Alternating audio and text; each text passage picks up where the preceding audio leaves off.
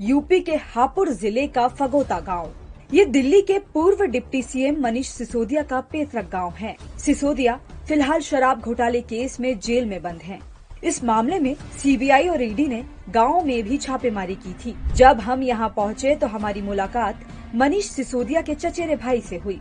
उन्होंने गांव में मनीष की प्रॉपर्टी से जुड़ी कई बातें बताई। जब उनकी जांच हुई, ईडी वाले भी आए, सीबीआई वाले भी आए, ये सब लोग यहाँ आए। इन्होंने पता किया, मुझसे भी और भी गांव के बहुत सारे लोगों से पूछा।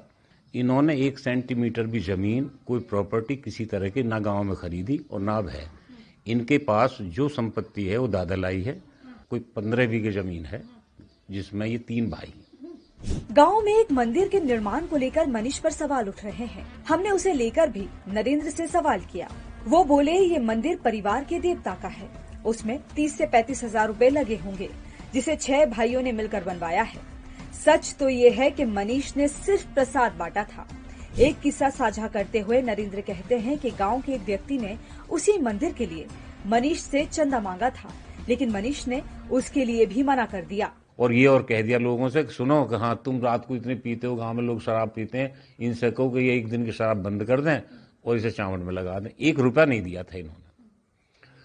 ये गांव वालों को भी अच्छा नहीं लगा। ये जरूर है, क्षेत्र में जो लोग बीमार हुए, चूंकि स्वास्थ्य मंत्री भी हैं रहे हैं, तो इन्होंने भर्ती बहुत लोग कराए। हमने फोन कर दिया, जो भेज दिया, किसी जाति का हो, कोई हो, कहीं का हो।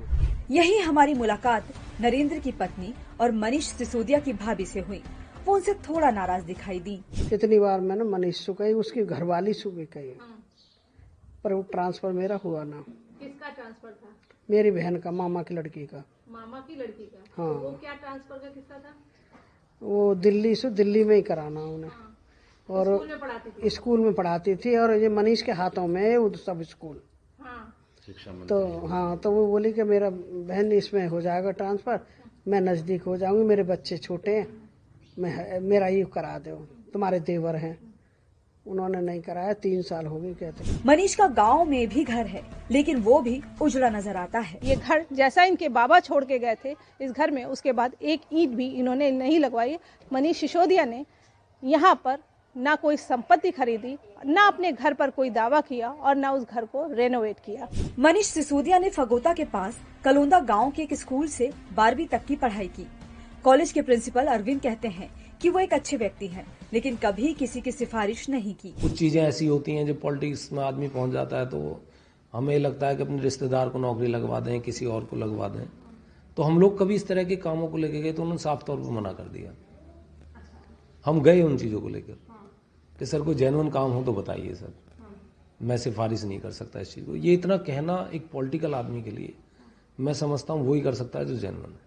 अब मैम इस चीज को लेकर पूरे क्षेत्र में नाराजगी है इस चीज को। ये अब या तो उनकी जेन्युइनिटी मान लीजिए, ईमानदारी मान लीजिए, या जो भी है, क्षेत्र के लोगों के काम नहीं किए उन्होंने। बल्कि एक बार मुझे यहाँ जब कॉलेज में आए थे, मैं कहा सर कुछ कॉलेज के लिए करवाइए, आप थोड़ा प्रयास कीजिए।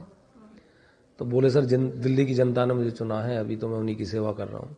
इन सारी बातों का लबोलुआब केवल इतना निकला कि गांव में जो संपत्ति उनके बाबा ने बनाई थी, आज तक वही संपत्ति है। उससे 1 इंच, उनके भाई का कहना है कि उससे 1 सेंटीमीटर ज्यादा जमीन उन्होंने अब तक नहीं बनाई है।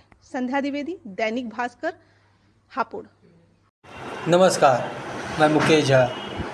अभी थोड़ी देर पहले आपने दैनिक भास्कर का ग्राउंड रिपोर्ट देखा था मनीष सिसोदिया जी के गांव की। उसमें मनीष सिसोदिया जी के भाई की वाइफ, मतलब मनीष सिसोदिया जी के भाभी कह रही थी कि वो किसी रिश्तेदार के ट्रांसफ़र के लिए बात कर रही थी, तो मनीष सिसोदिया जी ने मना कर दिया।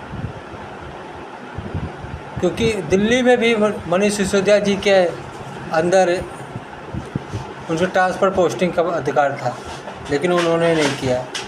गांव के लोगों ने चंदा मांगा था मंदिर बनाने के लिए, उसमें भी उन्होंने नहीं दिया था, तो गांव के लोग नाराज़ हो गए थे। ग्राउंड रिपोर्ट आपने देखा, ग्राउंड रिपोर्ट में अभी तक जिस हालात है मकान के उनके, उसे लगता है क्या कि ये इतना बड़ा घोटाला किए होंगे।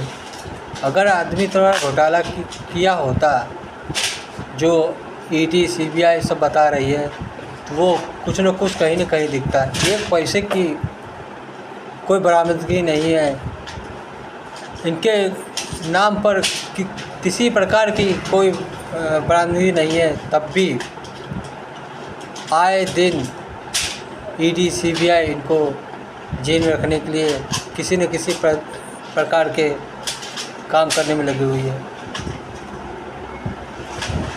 ग्राउंड रिपोर्ट दैनिक भास्कर ने शूट किया है, वो आप लोगों ने देखा होगा। आज फिर मनीष सिसोदिया जी को जमानत को कैंसिल कर दिया गया है और कोर्ट ने कहा ईडी से 7 से 8 महीने के भीतर इस केस को पूरा करो, नहीं तो 3 महीने बाद सिसोदिया जी फिर से जमानत के लिए अप्लाई कर सकते हैं। कहीं भी एक पैसे का मनी लॉन्ड्रिंग जो कहते हैं, जो शराब घोटाला, इसका कोई भी सबूत नहीं है। फिर भी दिन प्रतिदिन लोगों को प्रताड़ित करने के लिए लगे हुए हैं सब।